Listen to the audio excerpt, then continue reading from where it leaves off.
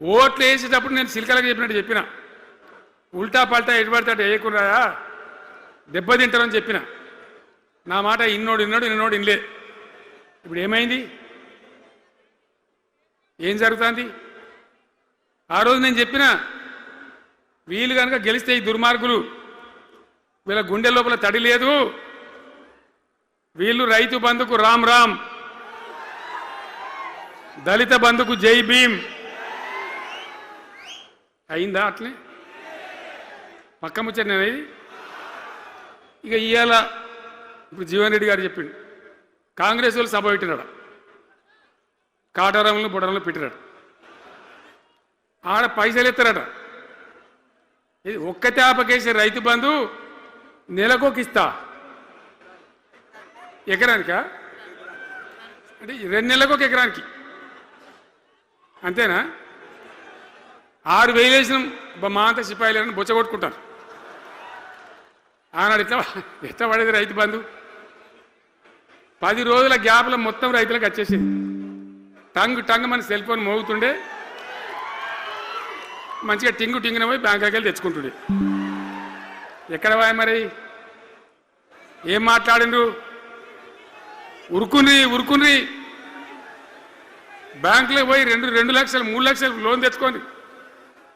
తెల్లారే ఆనాడే సంతకం పెడతాం, లోన్లన్నీ మాఫీ అయినాయా? ఇట్లా అడ్డగోలు నోటికొచ్చిన మాటలు చెప్పి, ఇష్టం వచ్చిన కథలు చెప్పి అర్రాసు పాడబడినట్ట. కేసీఆర్ 10,000 ఇస్తాడా, మేము 15 ఇస్తాం. పింఛన్లు 2,000 ఇస్తాడా, మేము 4,000 ఇస్తాం. వికలాంగులకు 4,000 ఇస్తాడా, మేము 6,000 ఇస్తాం అనే వరకల్లా మన వాళ్ళు మోసపోయి. నేను చెప్పిన, ఇది మోసంరా నాయన, గోసపడతాము, ఇది అయ్యేది కాదు, ఆర్థిక పరిస్థితి లేదు అని నేను చెప్పిన. ఆ రోజే మీటింగ్లలో చెప్పిన. కానీ కొద్దిమంది ఆశపడితే ఏమైంది? 1.7%తో బీఆర్ఎస్ ఓడిపోయింది. మనం కూడా 39-40 ఎమ్మెల్యేలు గెలిచినాం.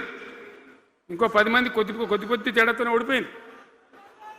అయితే 1.7% తేడాతోనే బీఆర్ఎస్ ఓటమి పాలైంది. సరే, మంచి మాట.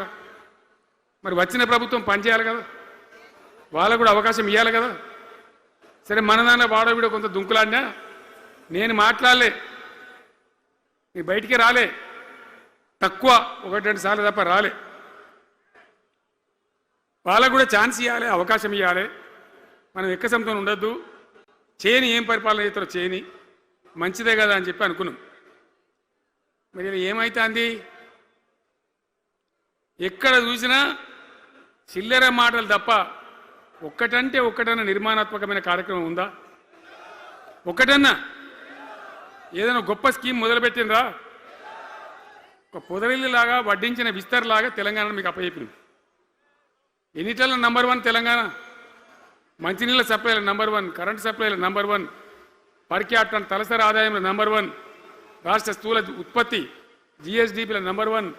ఎన్నిట్లలో కేంద్ర అవార్డు రావాలి.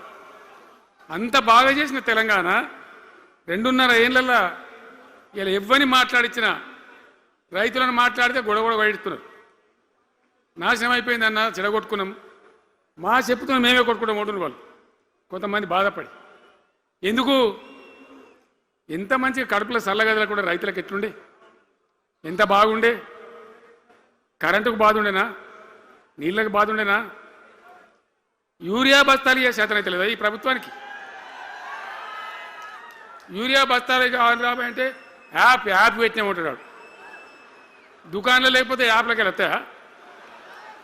ఈ దమ్ముంటే తెచ్చి దుకాణంలో పెట్టాలి, కానీ ఆ యాప్లు పట్టుకొని తిరిగితే కాళ్ళకు వాపులు వస్తాయి. బస్తాలు మాత్రం దొరుకుతలేవు. నిజమేనా నేను చెప్పేది? యాడ చూసిన ఎరువు బస్తాలు కూడా శాతం కాదు ఆఖరికి. అంతకుముందు కాంగ్రెస్ గవర్నమెంట్ ఉన్నప్పుడు అట్లే ఉండే, పోలీస్ స్టేషన్లో పెట్టి అమ్మిండ్రు యూరియా బస్తాలు. ఇవాళ మళ్ళా చెప్పుల లైన్లు, కాళ్ళకు వాపులు రావాలి. ఆటో రిక్షానికి చెప్తే 10 బస్తాలు వేసిపోరాబోయంటే పొలం కాడ వచ్చి ఎత్తుండే. ఇలా యూరియా కోసం ఇంత బాధన? ఇది ఎంత అసమర్థమైన ప్రభుత్వం, ఎంతగాని శాతగాని ప్రభుత్వం. అన్నిటికీ బాధనే కదా. బంగారం లాగున్న రైతులు ఎంత ఆనందంగా ఉండే. వానాకాలం పంటలు పండితే తడిసిన ధాన్యం కాడికెళ్ళి కొని మొత్తం బ్రహ్మాండంగా రైతులకు డబ్బులు బ్యాంకులు వేసేది, మధ్య దళారు లేకుండా. మా గంగుల కమలాకర్ వేసేది, చేయి మీద కూర్చున్నాడు సివిల్ సప్లైస్ మినిస్టర్గా, కొట్లాడి తీసుకుపోయి వేసేది. రైతులకు ముందుగా పోవాలి, వాళ్ళు పోయి మళ్ళీ సెకండ్కి పని చేసుకోవాలి. ధాన్యం అమ్మిన డబ్బులు వచ్చేది, ఇటు రైతు బంధు పైసలు వచ్చేది. రైతులు మోతాదు లేకుండ్రి, మంచిగా పనిచేసుకున్నారు. ఇప్పుడు ఏమైంది? ఎరువు అనే యాపు రైతు బంధు కోసం మొగులు చూడాలా, అది నెలకో ఎకరానికి వస్తుంది. ఇప్పుడు జగిత్యాల కేసీఆర్ సభ అంటే మళ్ళీ ఇలా పైసలు విడుదలన్నట్టు. రైతు బంధు రావాలంటే మళ్ళీ సభ పెట్టను అయింది. మూడో కిస్తీ రావాలంటే మళ్ళీ ఏమన్నా కేసీఆర్ సభ పెట్టాలి ఇక, అంతేనా? ఇది ప్రభుత్వమా? ఒక 75,000 కోట్లు ఇచ్చినాం మనం రైతులకు, 75,000 కోట్లు. మా పల్ల రాజశేఖర గారు ఉన్నాడు ఎక్కడున్నాడు, ఇవి అయినప్పుడు రైతు బంధు అధ్యక్షుని ఉండే రాష్ట్రానికి ఎమ్మెల్యేగా లేకుండే ఈయననే నిలబడేపించింది. 73,000 కోట్ల పైచీలకు డబ్బులు అనాయాసంగా సునాయాసంగా రైతు ఖాతాలకు పంపించింది. ఇప్పుడు ఏం రోగం వచ్చింది, ఏం బీమారి వచ్చింది? అచ్చా, ఇంకో మాట మీరు నాకు చెప్పాలి. ఈ కాంగ్రెస్ సిపాయిలు ఏం మాట్లాడదు ఎలక్షన్లో? కేసీఆర్ అంటాడు చక్కగా చేస్తలేడా, మేము చాలా సిపాయిలము, చాలా అనుభవం ఉన్న పార్టీ మాది, బ్రహ్మాండంగా చేస్తాం, మీకు 6 సందమామలు 7 సూర్యులు పెడతామన్నారు అన్నారు కదా, ఆయన నరికినారు కదా. ఇలా రాష్ట్ర ఆర్థిక ఆదాయం ఎందుకు దిగజారిపోయింది? దయచేసి ఆలోచన చేయండి. కేసీఆర్ ఉన్నప్పుడు రియల్ ఎస్టేట్ ఎట్లా ఉండే, రైతుల భూముల ధరలు ఎట్లుండే? హైవే పక్కకుంటే 2 కోట్లు 3 కోట్లు, డాంబర్ రోడ్ పక్కకుంటే ₹1 కోటి ధీమా ఉండే రైతులకు. ఇంట్లో అమ్మాయిందిరా పెళ్లి చేయాలంటే పావడంత అమ్మి చేత పోవా, వాళ్ళ దగ్గర అమ్మి చేత బిల్డింగ్ కట్టుకుంటా. ఈరోజు అమ్మేటోడు ఉన్నాడు కానీ కొనేటోడు లేడు. నిజమేనా ఈ మాట? నిజమా కాదా? ఏమైంది మరి? ఏం రోగం వచ్చింది? రాష్ట్రంలో ఏ వాళ్ళని మాట్లాడించినా, ఎవరిని అడిగినా ఇదే బాధ. ఈ విధంగా రైతుల భూముల ధరలు పడిపోయినాయి, రాష్ట్ర ఆర్థిక పరిస్థితి పడిపోయింది, మంచినీళ్ళకు గోసపడాలి, రైతాంగం అన్నిటికీ గోసపడాలి. ఇవాళ మక్కలండి, మక్కలు వచ్చినాయి, పెడితే కొంటమని చెప్పారు, కొనకపోతే కొనమని చెప్పారు. ఈ శాతకాని దొంగతనం ఎందుకు? లోపల అధికారులకేమో కొనకూడదని చెప్తుంది, మీది కొంటమని చెప్తుంది. మక్కలు కొనే ధీమా ఉందా? ఇవాళ కొంటుండ్రా? వడ్లు కొంటుండ్రా? కొనకపోగా మళ్ళీ ఇంకా బోనస్ ఇస్తామని ఒక బోగస్ మాట. ఎవరికైనా నచ్చిన బోనస్ వస్తుందా? వాటిదే బోనస్, అంత బోగస్. ఈ విధంగా పంట వేసిన కాడి నుంచి పంట కొనుగోలు దాకా బీఆర్ఎస్ ప్రభుత్వం అన్న నిలబడ్డది, రైతులకు తోడుగా నిలబడ్డది, రైతులను ఆదుకున్నది. ధాన్యం తడిసిపోతే కూడా కొన్నది. కానీ ఇలా రైతాంగం అంతా ఆగమాగం. రైతు బంధు ఎప్పుడవుతుందో తెలియదు, ధాన్యం కొనరో తెలియదు, కొంటే పైసలు తొందరగా వస్తాయో రావో తెలియదు. చాలా సతమతమవుతున్నారు. రైతులను మాట్లాడితే చాలా తప్పు చేసుకున్నాం సార్, పొరపాటు అయిపోయింది అని బాధపడుతున్నారు.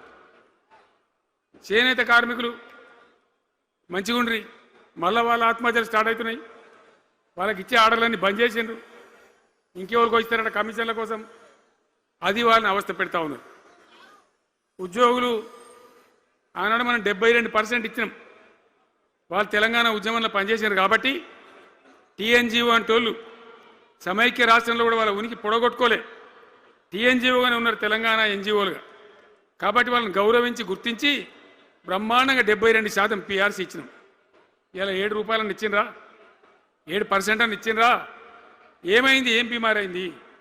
ఎంతమందిని మోసం చేస్తారు? ఆఖరికి వస్తే పరిస్థితి ఏంది? ఇలా రాష్ట్రంలో రిటైర్డ్ ఉద్యోగస్తులకు కూడా వాళ్ళకి రావాల్సిన బకాయి, వాళ్ళు దాచుకున్న డబ్బులు వీళ్ళు ఇచ్చే మెహర్బానేం లేదు, ఆ డబ్బులు కూడా ఇచ్చే పరిస్థితి లేదు. ఆటో రిక్షా కార్మికులు మాట్లాడితే అన్న ఈరోజు పనికి మాలిన ఫ్రీ బస్సు పెట్టిండ్రు, మా పొట్ట కొడుతున్నారు, మేము నాశనం అయిపోయినాం, వాళ్ళు ఏడుస్తూ ఉన్నారు.